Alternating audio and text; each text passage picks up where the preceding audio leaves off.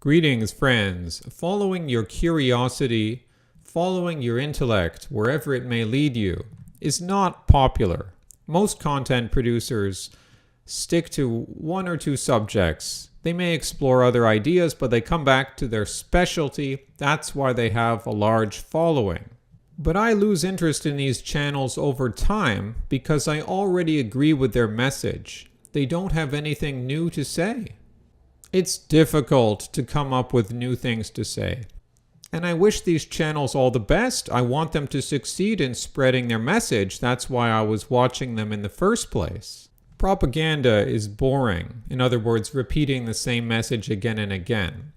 Now, these channels, they need to convert to the newbies, to the new way of thinking, the new culture. So that takes repetition. And then they want to cement the recent converts to the new culture by giving them reinforcement. And that's a good thing. But then for the people who get it, there's nothing new for them. So they might say you need a daily dose of red pills. And I think, yeah, for many guys, they do need that daily dose of red pills. But eventually, you don't need it anymore. Those who already believe no longer need the preacher, except to revel in a sense of nostalgia or to enjoy a sense of belonging to the community. Those who already believe no longer need the preacher. There wouldn't be any churches then, right? You would have your Bible and that's it. You would memorize the Bible and that's it. I'm not making this about religion or spirituality, but I'm just, that's an example. I don't think I'll ever have a very popular channel. I have 7.5 thousand subscribers.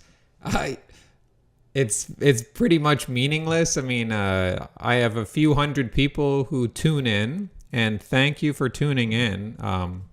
But my viewership is it's kind of even stagnated or gone down over the last 6 months. It's not increasing. Even though I put a lot of energy and a lot of hours into producing these videos, it's because they don't specialize. I know it's because I don't spend time, worrying about whether YouTube is suppressing me. It's channels that say politically incorrect things, they still do well relatively, but so there's no point in worrying about that. It's because they don't specialize. I do too many different things, and but I accept that from the beginning. That's part of speaking freely and thinking freely, for me at least. Is you can't be beholden to anyone but your own convictions. You might not be right. I don't claim to be right. I just claim to tell you what I feel based on my own experiences. Some of my videos have done really well. They get tens of thousands of views, but that's not, people, the subscriber thing is more of like a bookmark. People want to, I like this video, and then they subscribe kind of like a bookmark, which they may or may not ever come back to. And if they do, then they see this channel doesn't have much for what they're looking for, because I'm not going to be providing that same thing again and again, because I'm not about propaganda here. Although there are certain themes I may come back to. I've talked a lot about spirituality. Now I'm more into the politics and culture, because honestly, what do you want me to say?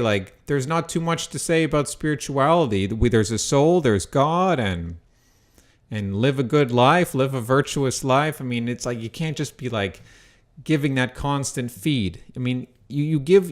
You talk about spirituality when something inspires you, or some encounter in your life gives you a fresh insight to talk about. You can talk about MGTOW when some encounter I have gives me a fresh insight to talk about, or some article here, but no, it can't be a regular thing. Or white nationalism. These are very relative. White nationalism is even simpler a philosophy than MGTOW. The only thing that expands regular viewership is specialization. And besides being boring, I feel like if I specialized in that degree, I wouldn't be living up to my full potential. That's not really why I started this channel in the first place. This is for thinking, right? We don't want to be limited. We want to be open.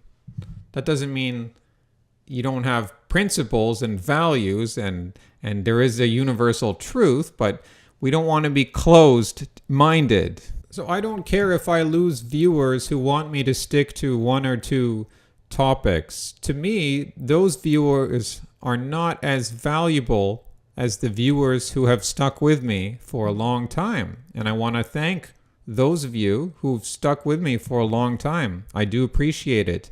You are patient and you are open-minded. I also want to say a few things about speaking your mind. Speaking your mind is antisocial.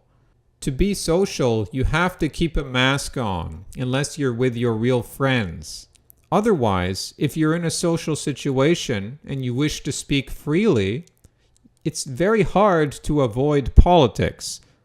So many YouTube producers or content producers, they're like, oh, I try not to speak about politics. I mean, like, if you're interested in Chinese culture, for example, the ADV China or Lao Y86 or Serpent ZA, those two guys, they're Westerners in China, and they huge followings, great videos, great content. But and I mean, especially both of them, they try to be very safe, even though it's not, because they're criticizing Chinese culture. But Winston, the guy from South Africa, he's like, well, I try not to talk about politics all the time. And it's like, why bother even saying that? I mean, you're already upsetting many Chinese by pointing things out about their culture that they don't want publicized.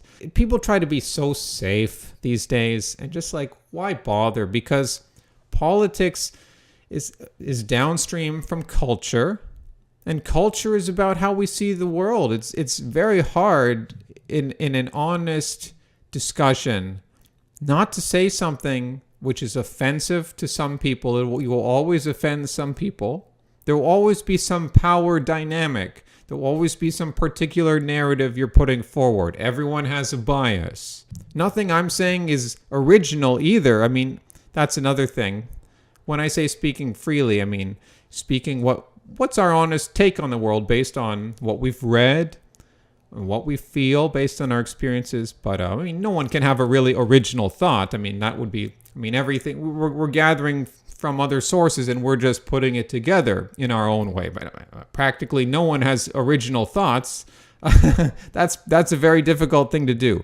0.00001% of all my thoughts are truly original. I just put them together. I synthesize them in my own way. I'm not saying that human interactions should not involve give and take. They should, but we should say what we feel, explain why it is we feel that way, and listen to what others have to say in response. Then we can both come to a mutual understanding, even if we don't fully agree with each other. The problem is that, when people say, well, yeah, there should be give and take. I don't want to be this snob who's just imposing my views on someone. But the thing is, we can't speak freely in this society. There can't even be the preconditions to have a give and take, because the conditions for mutual dialogue have vanished a long time ago. Because if you try to speak freely and think freely, your haters will simply attack you with words. They will label you whatever is the word du jour. They'll call you woman hater, crazy, sick, racist, white supremacist, etc. And the purpose of this name calling is to label you as bad, as an enemy, and therefore shut down discussion immediately. He's a racist, end of story. Nothing to think about, nothing to discuss. What is most easily graspable about these NPCs, these non-player characters, the programmed, the thoughtless people, is precisely just that they cannot think for themselves. But at the same time, the second most salient characteristic of the NPCs is their anger. They harbor resentment. Because in that cartoon of the NPC, when, they have the blank face and then they get angry at the end, right? So that's key too. They get angry because what you're saying shows to them, in some weird way, maybe there is someone hiding deep down inside. Maybe they aren't completely, fully programmed enough, because if they were, they wouldn't even get angry in the first place. They're getting angry because you are exposing to them that they are imprisoned, and they don't like it one bit. They resent you for exposing their imprisonment in a subconscious way. I can understand that women, non-whites, liberals, etc., may not like many of the things which I say. The problem is that I'm a criminal for saying them. Not technically a criminal yet. It may soon be the case. But yeah, in the eyes of the state, they're now making laws that simply pointing these things out can be criminalized. So, and many of these groups I mentioned would agree. They would say, yes, you should be criminalized for that. Not all of them would agree, but many of them would. So if I'm a criminal, there's obviously no possibility for a dialogue here. And that leads to a situation where these different groups in society become more and more isolated from any discourse. They become more isolated, more paranoid, more distrustful of each other. And the end result is going to be violence. I do not advocate violence. I am a peaceful person. I have no desire to take part in violence unless I am defending my life. That's the only situation. So I am not an advocate of hate speech. I feel like I have to throw that in there because you never know what people will say about a video to the YouTube controllers. But that is the sad reality. We are now in a situation where if you look at history and you look at the way things are going now, it seems like violence is obviously the only, I wouldn't say it's the solution. It's just that's going to be the predictable result. Hasta luego, amigos.